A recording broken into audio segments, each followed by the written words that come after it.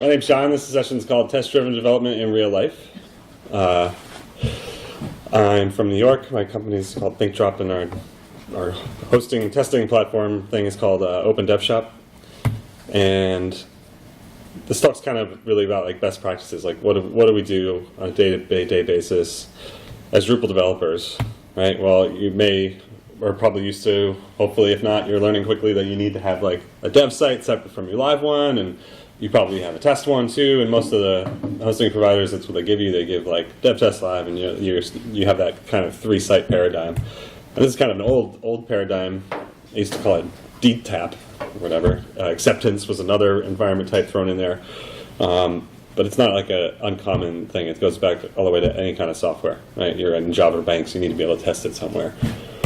So in Drupal, well, and specifically, right, you do the development like on your laptop or in a development environment, and that thing can break fast because you're changing the code itself. Once the developer thinks it's ready, this is from the Wikipedia page, the wording exactly, they think it's ready, they copy it to the test environment to verify it works as expected. Now, there's two very specific words in there, like the developer is a person, they're expected to go in there and verify that it worked. If the test is successful, again, this is the human test that they're talking about. Like if they looked at it and it works, they put it on the acceptance environments, really normally referred to for customers or whoever might be in charge of the final site. And then, of course, if they said it's okay, you go to production. Right? This is kind of the standard, old school, the way you do it, the way you do it now, when most people do it. You have a website, you have another copy at dev.mywebsite. And you always use dev, and then you go to test before going to production. What are you guys using for hosting now? Are you kind of used to this kind of database workflow? Is everybody dealing with this stuff? Yeah? So you're kind of used to this, right? The code goes up there, and you try to keep your site up to date, right? So, when you kind of get into it, you got to be like, oh, okay, but dev might be actually really out of date. There might be like 10 more fields on dev than there are in production because somebody was working there. So if you're really going to do this, you have to make sure that you actually have the latest copy of the database, because if you don't, well, I want to update it, you have to actually destroy whatever's there, and if you're not kind of communicating with everyone else using that team, you're going to destroy something they might be working on, and then boom, somebody might be crying because they were like, oh my god, your boss just made a huge blog post or something on the dev site, and then boom, it went away just because you in the normal process of development, had to wipe it out, right? So that's kind of the limitations of this dev test live workflow, right? So test-driven development is also kind of an old term. It relies on the repetition of this short development cycle. And what that means is like dev and test kind of stay open forever. That kind of gives you this long-running cycle. It's not really clear where that is. So every time you get new requirements, you kind of turn them into specific test cases, and depending on the strictness of your team, your software, you're only writing code to pass these new tests to make sure that things work. And it says here on the Wikipedia page, this is opposed to software development that allows any software to be added that's not proven to meet requirements. This is basically like adding a Drupal module. In our world, that's really quick fix. Sometimes you can just kind of add that code, and you clicked around and you tested it and you said, oh, it works pretty much. I'm going to allow that to go into the code base, and that's not true test-driven development, because you're not writing little tests to make sure it's actually doing what you expect it to do. But this is Drupal. It's kind of, that's the world we live in, right? So real TDD is extreme.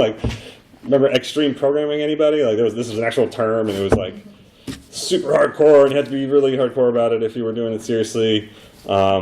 You always wrote the test before you wrote any code at all, that said, this is what I want this thing to do, and you weren't allowed to do anything else until that test was written, and you had to go through this process. In reality, can't always do that. Sometimes you don't even know what you're building yet, specifically what the form is going to look like, or what the behavior should be, or how it's going to pan out. So, in real life TDD, you just kind of relax and do what you can. Don't stress out about it, because I was in the middle of fixing this quote. Jeff Geerling gave a great talk at the I think it was GovCon or something recently. It was a keynote. He was keynoting. He said, one test is infinitely better than 0 tests.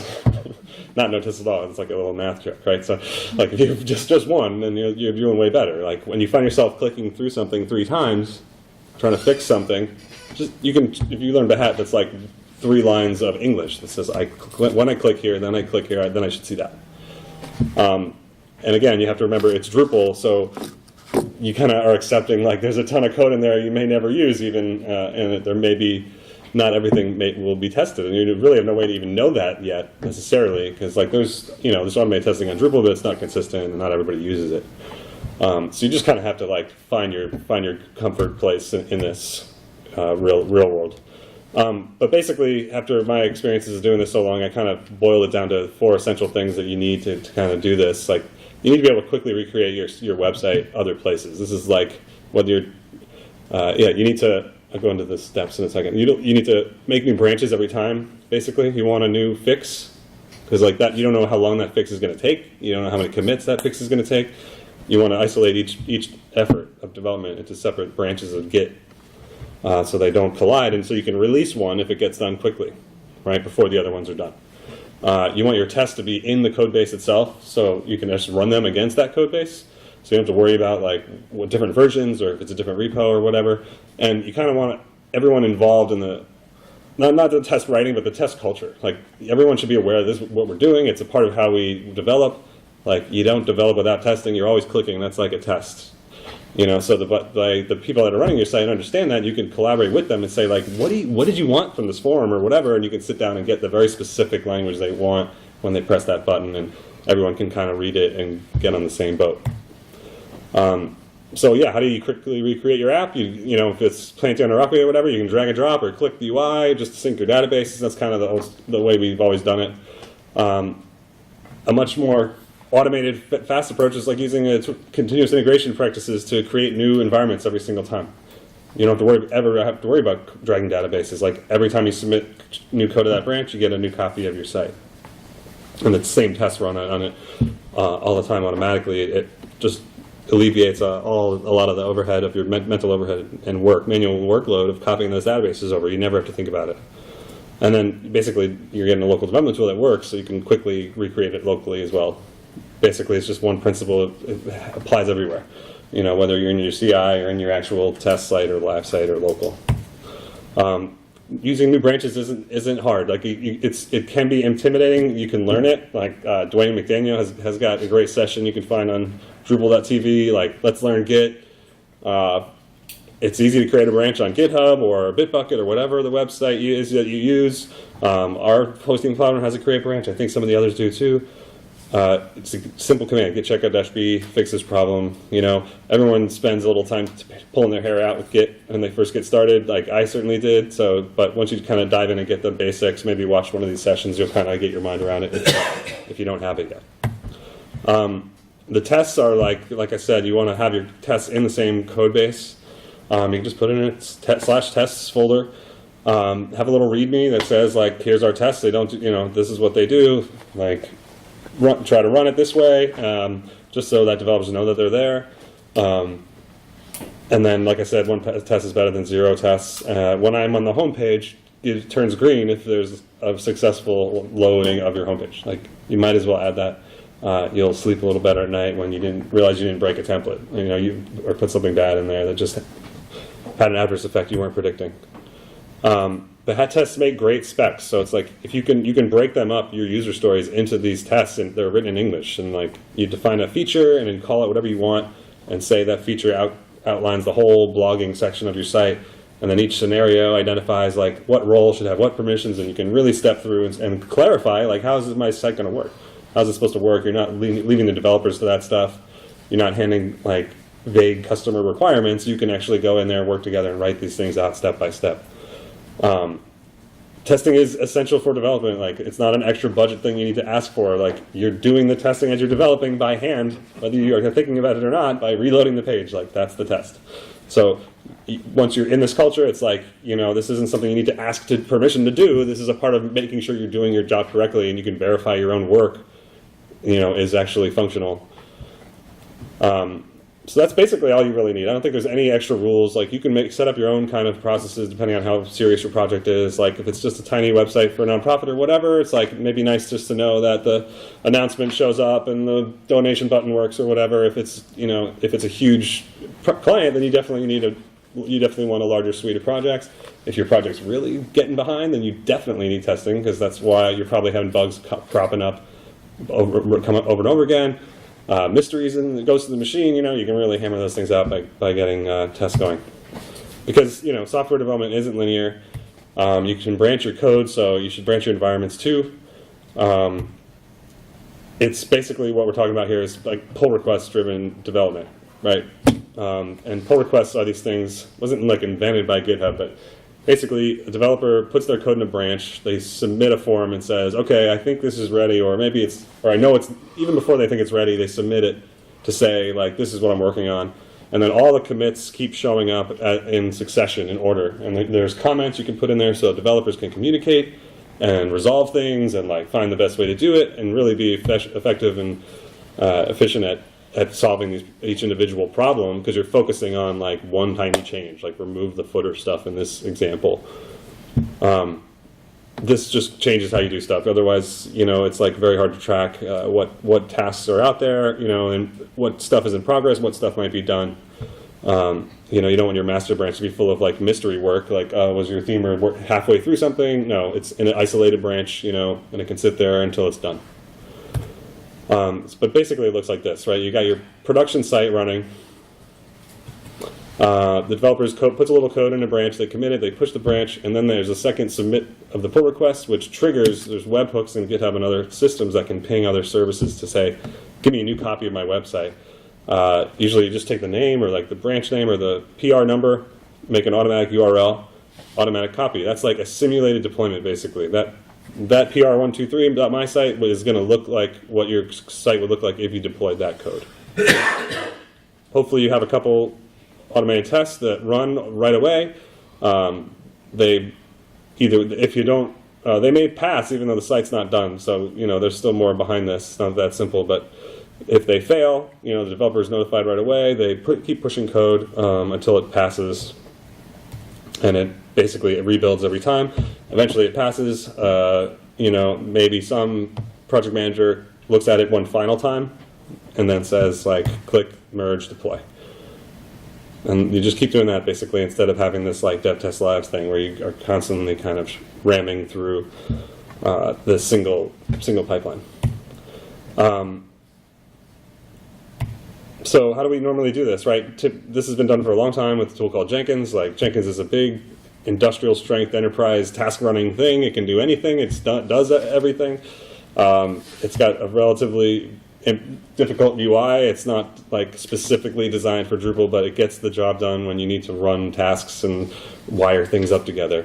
This is a script by James Sansbury of Lullabot that wrote over 6 years ago for their clients, like NBC and other major media clients, to do essentially this pull request driven development workflow with Jenkins. So this is a shell script that does it all by itself, that they used in production for a while, and eventually that became tugboat.qa, which is a service you can get that does essentially this same thing. Acquia Cloud has features. There's a new thing called pipelines, and they have blogs where you can wire it up with like Circle CI and stuff. Pantheon says you can kind of get it going with multi-dev if you use these other tools.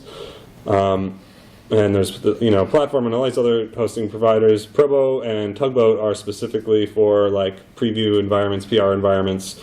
They don't do the hosting of production sites.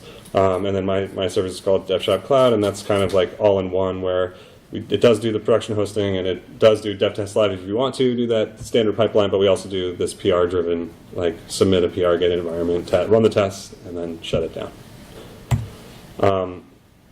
And that's, I hope that kind of explains why. But how do you really want tests? But okay, this is like a crucial component, right?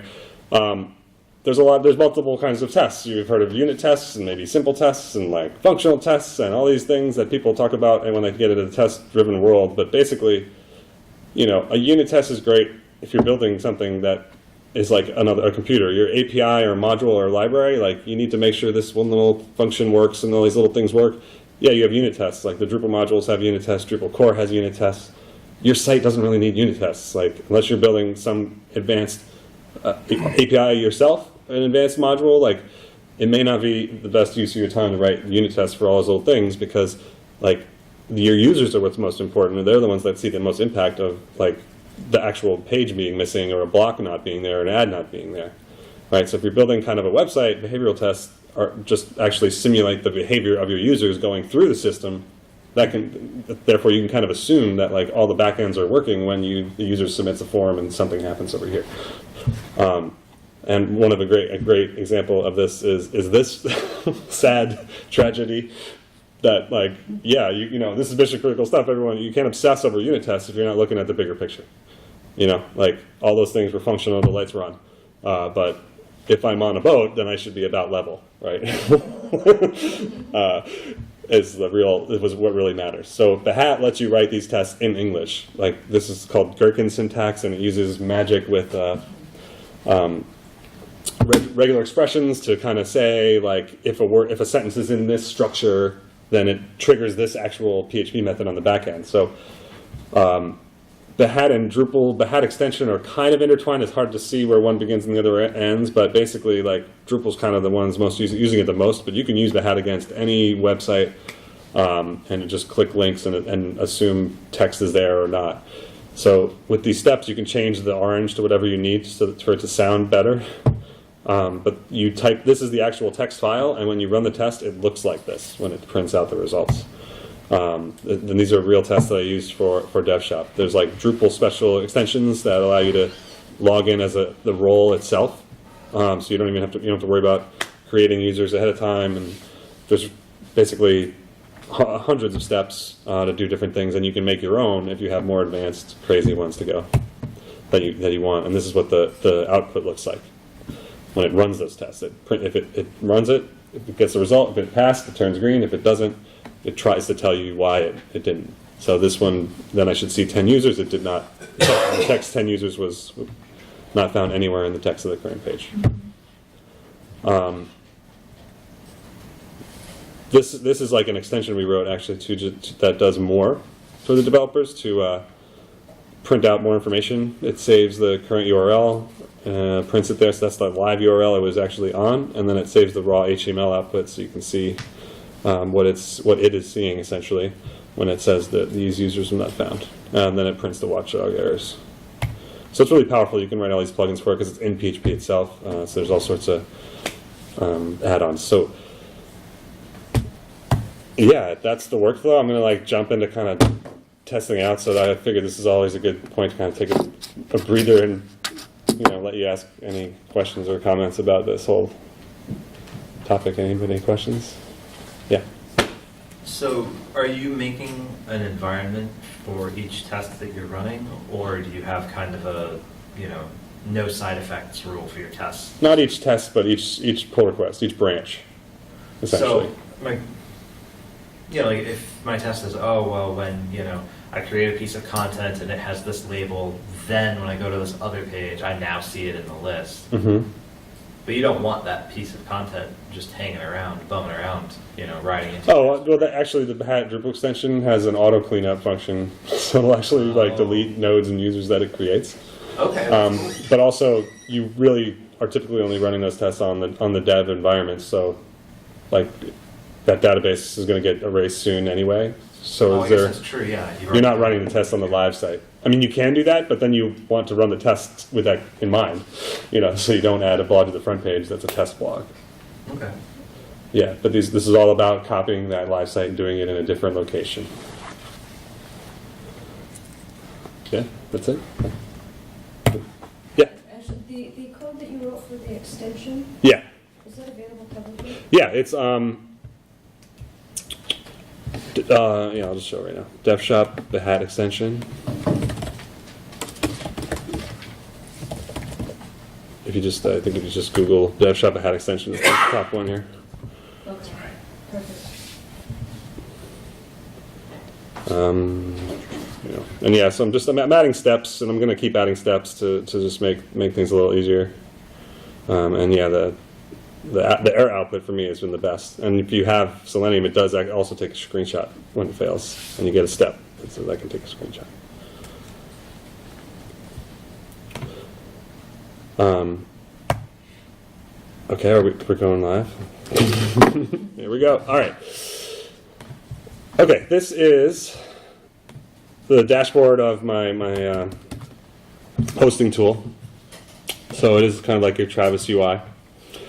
Now, this isn't hosting my actual site. I created a mirror so that, but this is kind of like what you would do if you were an agency. You often want to take your client site off wherever it is hosted and put it on your own CI system so you can work on it and not worry about them. So I name it mirror.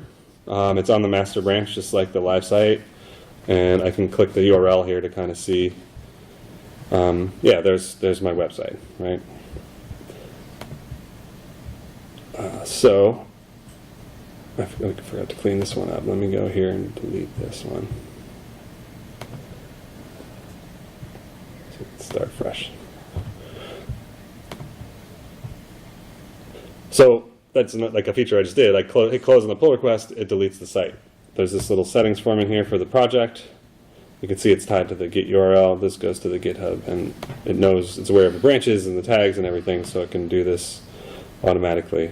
Under the project settings, you can go down to GitHub and tell it, check these boxes. So instead of using like James's long shell script in Jenkins, you can just check these boxes and have it behave this way. And then the standard environment creation method is either clone an environment or install Drupal. And then reinstall on every git push does a whole copy over again. So even if this is actually safer if you're doing real tests, because the second test run may have effects, right? Like you said, if you're creates a blog or has other effects, this is more accurate way to make sure that it's running like an actual comparison of the live one. All right, so when there's a specific feature I want to fix, it's really silly, and I found where we can fix it. So it's not going to take too long. I mean, it's easy to test because it's right there in the web UI. But if I log in, the password that actually works.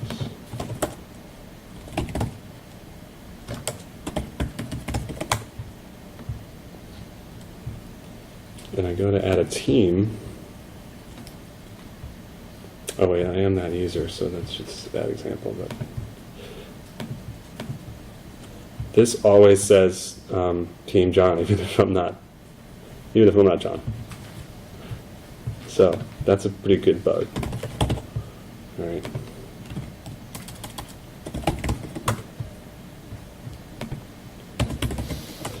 What is that?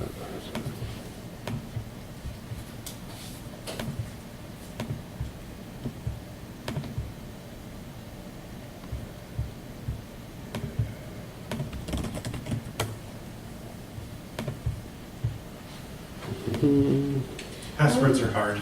Isn't it? It's like when you do live demos, it's like the password. it knows it here, but in the other one it's wrong. I bet it is right. It's like the dev site copy. So there we go. Yeah, LastPass thinks thinks it's a different site. So I go to Teams. I go to add new team. See, my username is Jon Pugh, but this says Team John, and actually, it's funny. I do a demo. Someone else goes in and like, I'm not John. What's this? What's the deal with this? So, and it's because I just did a quick feature and I forgot to really QA myself to fix this. So, first, let's assume I have no idea where this is broken, but basically, I know I don't want this to happen. So I can just go into my code base. Let's see here. I got it here. And this is our Behat tests. I'm going to make a new branch. Team John Bug. And I do have a test already that goes through creating a team, so I just got to find it. Luckily, I don't have that many tests.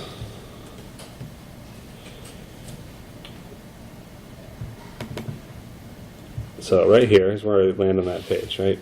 Given I am logged in as a user with that role, and I visit node add team. It's cool. You can kind of side by side these, and yeah, this is what you end up doing. You kind of go manually through.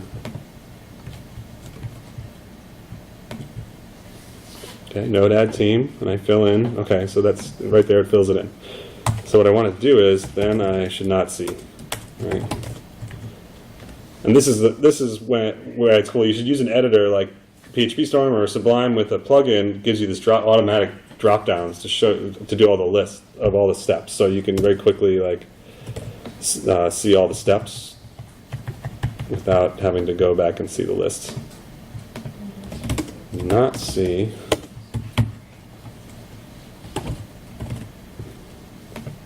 All right. So if I commit this little test, and I will try to confirm. Can you use variables in that? So if you In wanted the hat if you test? wanted to say it should read team space and then the username. Yeah, it's called an outline. You make a scenario outline, and you make like a table of variables, and it'll check for each line of that. Okay. It's not exactly variables, but you do given users. I have a quick example. There, right there. Yeah, Yeah. Okay. Scenario outline. And so right here, given when I'm on URL, Okay. yeah. This is, yeah, super handy. But you have to type in scenario outline up here instead of scenario, and then examples. And then this can be any number of variables going across too. So you can have multiple, like this page should have this text, this page should have that text. Yeah. Okay. And this is super useful for doing like multi-role testing, because you can list. I say there's another one that's given users, and it has a table like this, so you can just do name, role, email. That's a Drupal specific one. Okay, so I'm going to push this line to confirm the Team Jon bug. Push this new branch. And GitHub makes this super easy, I think. There, push. See, as soon as it's pushed, it shows up in the web UI. This yellow thing pops up. Team Jon bug, less than a minute ago. I can click compare and pull request. It gives me this, pulls the commit automatically into this, so I don't even have to give a description. You probably should. You know, this is the developer saying, encourage them to say something here. But I'm doing it myself, so I'm going to skip that part. As soon as I do that commit, it pings my server, and you can see my token deploying this to a new place. These turn into links when it's ready. This is a link back there, back to the dev shop server that I'm not logged into yet right now. I'll quickly log in there.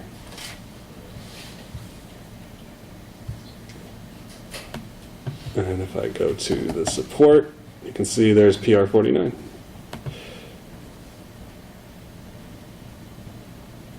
So it pulled the code, which is the verify platform task, and then the install does the cloning of the database, everything automatically. And it shows you kind of the backend commands that are running. And of course, this takes a different amount of time depending on how big your site is.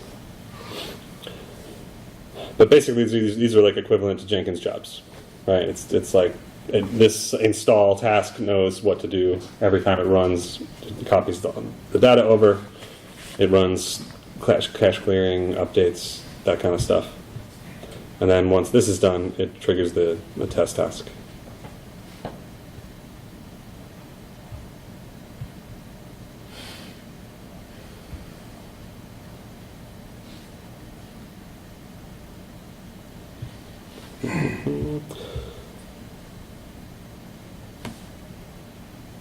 So, there it goes. So I did some searching in the code earlier, and I found where I tried to make this happen. I almost got it right. Yeah, I hard-coded this instead of doing the string. I got the user already, but I didn't make this, you know. Should this even be translated? How should I do it? Like this? Sure. Because we don't want any markup in it. This is a placeholder attribute, which goes into the form. Right.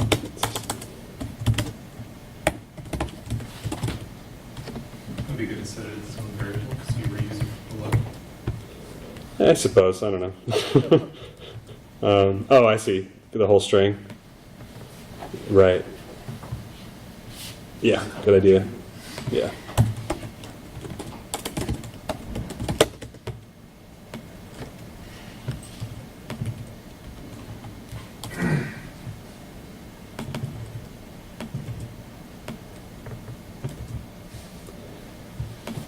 All right.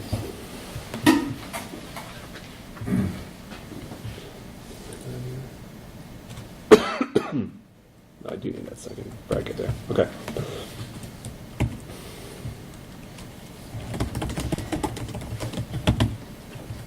All right, but before I push that, there the install task finished. Let's see what the URL looks like. Yes, that's right. I have a site bug that I have to do my own composer install on in the back end, actually.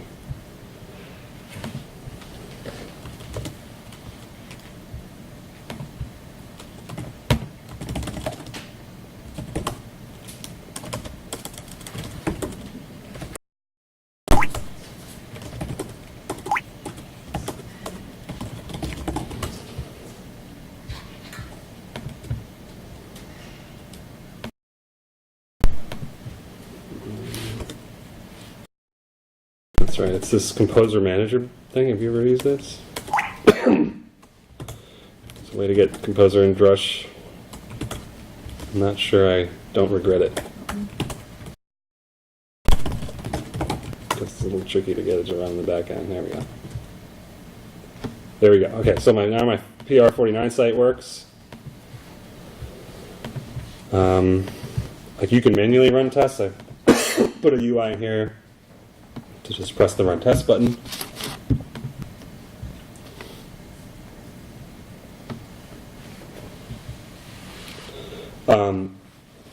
It's easier to run it in DevShop than kind of in Jenkins also, because we set it up to automatically configure it, the Behat YAML. Once you get into the config of it, you have to tell it like where the path to the files is, what the URL is, what the Drush alias is. Those are all dynamic things when you're in like a CI system like this. So we figured that out and set it up dynamically. Create a team and a server. So that's not where I added it.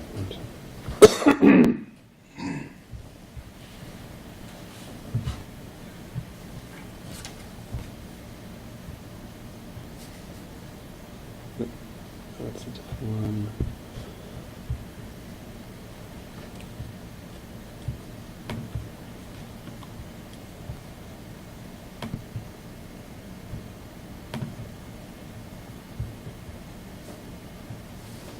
Wait, yeah, Team John, that's what I'm looking for.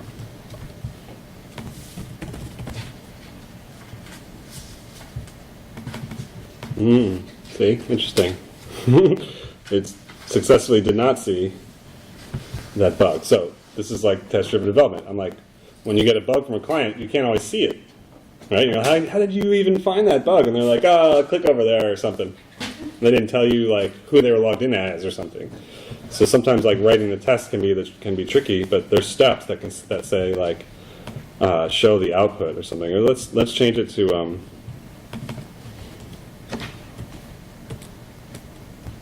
it also actually, I think this might be JavaScript, because the JavaScript is writing this machine name thing.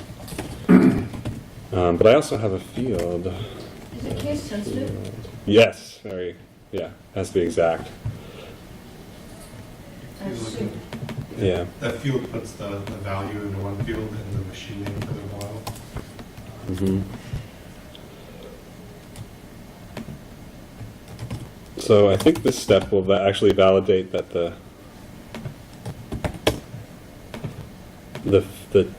text field does not have that thing.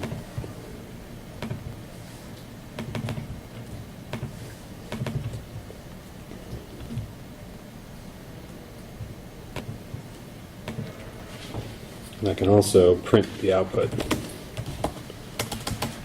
Print last response. It'll actually dump all the HTML.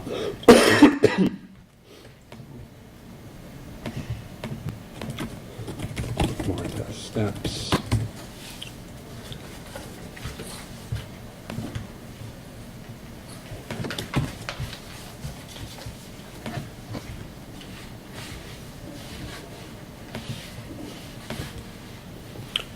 soon as that get push happens, the whole cycle starts over again. All these tasks start spinning. So the step is to write 6 versions of the test, and then run to see which one actually works. Essentially, yeah. I'm actually doing it slowly here because I forgot to pre-set up my local environment, because I could be running these against my local and it's like instant, right? I could just run the test, run the test. And I could do that. I probably should. But the CI part is even better because everyone can go in and see that site you're looking at. Right? You're not like working locally. Well, it kind of shows the importance of doing the test first while the site's still broken, so you know that the test is working. Yeah. 'Cause if the test didn't pick it up, then it's green, and no matter what you do, it's going to be green. Mm-hmm.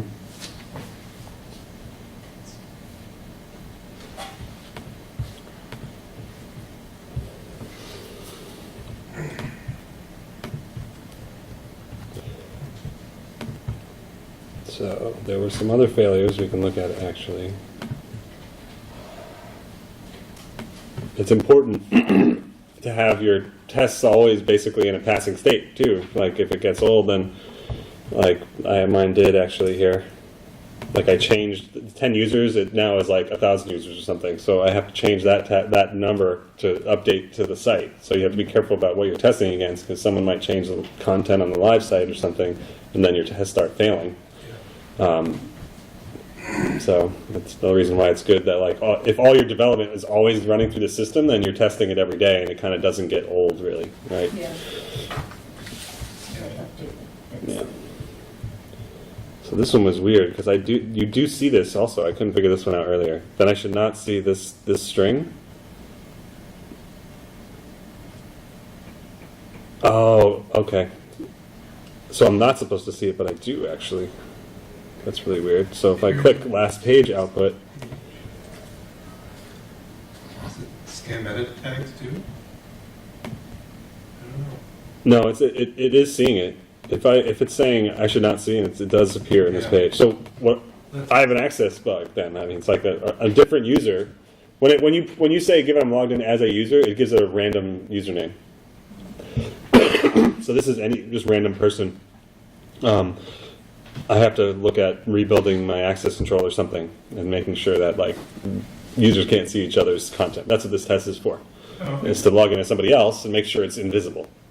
That's like the best use case for bad tests in general is when you're dealing with multi-user content or organic groups or something where you're like private content cannot be visible by these users. Mm-hmm. You're going nuts. If you've ever worked on a project like that, you know how painful that can be. But if you write, I saved projects by writing a whole suite where it's like one test will be like 4 or 5 users. Because you'll have like the group creator, the user that's not in the group, then the user that requests to join the group, and then the user that's in the group, and then the group moderator, and you go through all of those iterations and you test visibility on everything, and only then can you really sleep at night. It's like you can't, like mentally trying to pretend to be all those people, like you start after 4 hours of work or whatever, you're just going crazy. Do you sometimes write test views that specifically kind of stage the test for it to make it a little easier, or do you always try to tie it towards actual live content? Usually.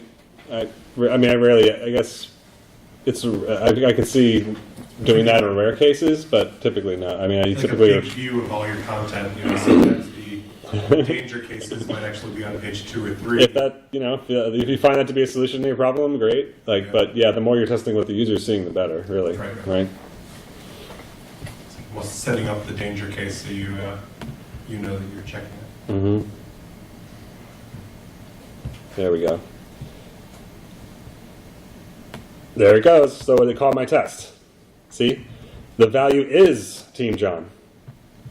So it's confirming that is the value, but it should not be. So I think if I click... here's the raw output. This is just raw HTML saved into my files folder. Right? So this is what the hat test saw. Okay, so now I am valid. A failing test is a good thing. You want to have that failing test because now you're proving, I've actually found that bug. I know it's happening. I may not know why yet, but at least I know it's happening. And it's definitely confirming this text appears in the text of this page. And where did the other one go? Yeah, you saw the other one. So now I can commit my fix and see if that test passes. Use user's name.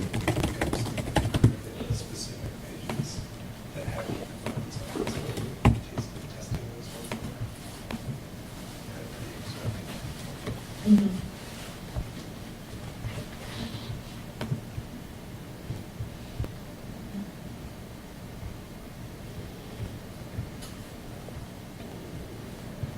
Okay, so there's the 10 users one, there's this one.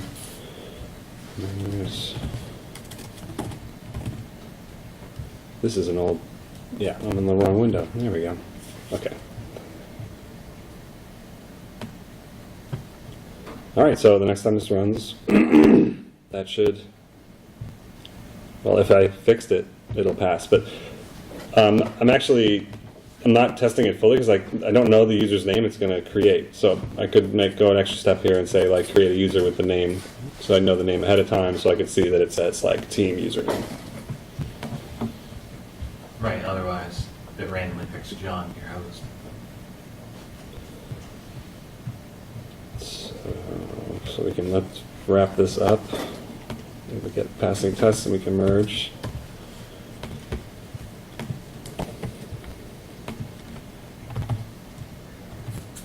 Yeah, I'm not sure why that.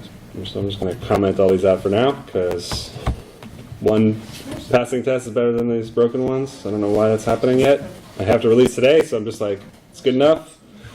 I know the client works. It's because this like builds up over my demos. I keep going out and I'm like, oh, what's your school's slogan? And put it in there. Yeah, where's that? It's weird. And then the 10 servers, right? 10 users and projects. So I'm just going to leave this blank for now. All right. Fixing failing tests. You don't have time to fix. And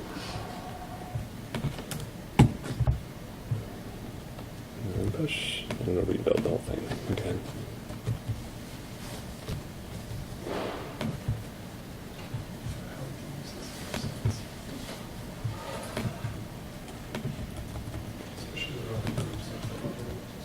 Closing out some stuff.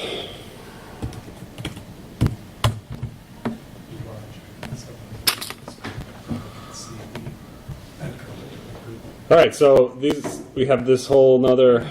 This is the last run test from the last push, so it'll do that one, and then do my next push, and then do another install and another test. So it'll be another 3 or 4 minutes before the final push I just did ran. So I'll end.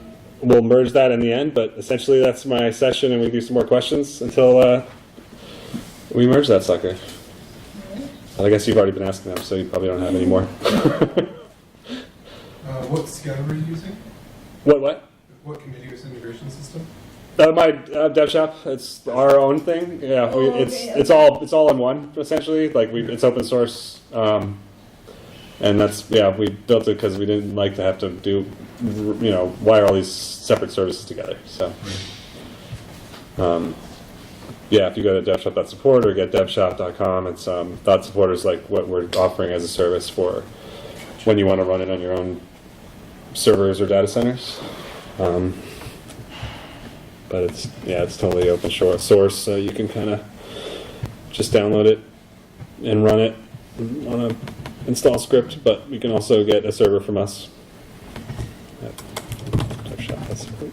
And soon we're going to rebrand it as devshop.cloud. That's what this is. That's what we were testing. So I created this nerds.devshop.cloud server before the session, and click launch and you go in. And there it is.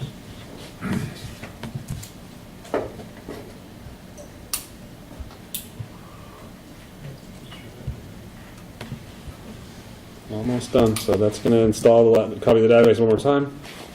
This test is going to queue up. Maybe it'll pass. Actually, let's go look at the results, see if the Team John bug passed. So this is another interesting thing. Like all the historic tasks are saved in there, so you can kind of go back and see the old passes and failure. And there it is. Should not contain Team John. And let's see what it does contain. Team Rouge-Bordeaux. Yep, there it is. There it is. That's what I wanted the behavior to be. So we're trying to be like the friendly CI. So when you log in to create your team, we'll be like, oh, it's Team Jane or whatever, whoever you are.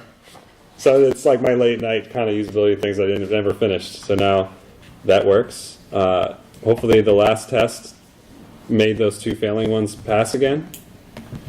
We'll know once it turns red or green. And actually, I forgot to even go back to GitHub to kind of show you.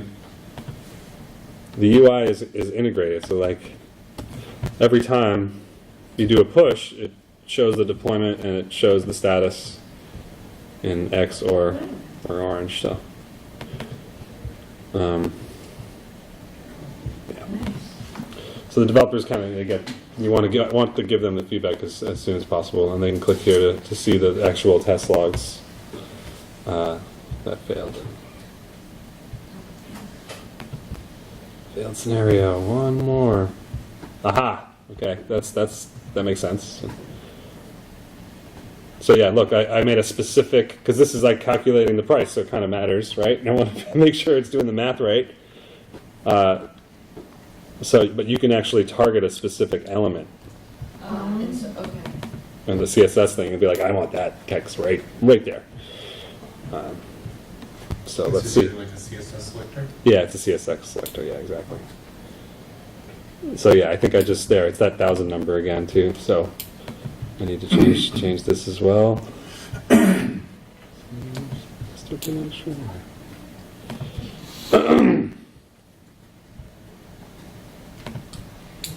Now I could just like go in and override it and say I'll do it later, skip another 5 minutes, but I think maybe I will because this session's almost over and everybody wants to go home. But in GitHub, you can force it to protect the branch. So if you really want to be hardcore about it and say like, no, make that test pass. I don't care if it's a bad test. You can prevent merging to master.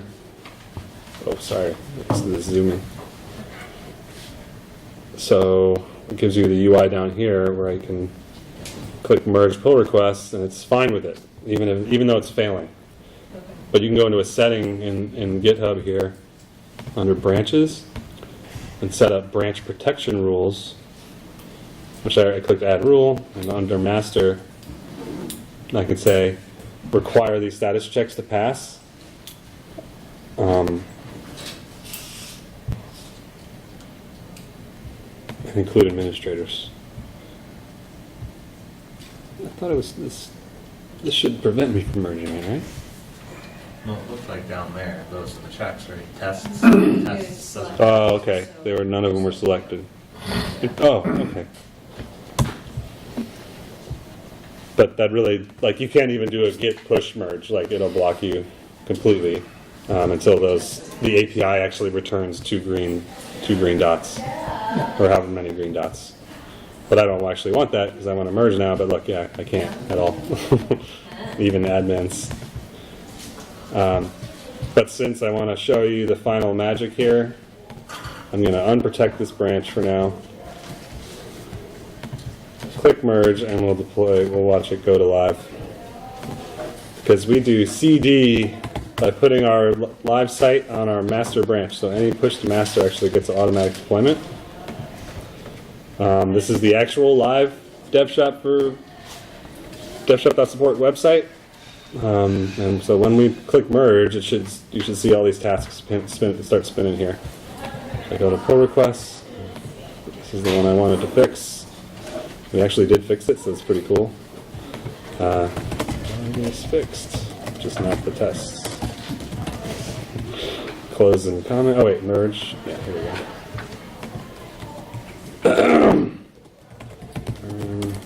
And fix and bug. We get notifications on Slack everywhere, and then boom, the deploy task is automatically now going to our live site, and I'm confident about it because we use tests. So, Except for the tests that you said. yeah, but I know, but I'm like, yeah, Most of the tests. exactly, but it's all relative, right? I'm aware enough of my own site and of the tests themselves to know that doesn't mean my site's broken. It just means there's some weird, thing, and I actually even know what this is, so I'm not worried. It's Drush. We're hardcore on the edge for our own site, so. But yeah, I bet if you go here now, let's test it on the live site, right? I'll make myself a brand new user. Sign up. Bob.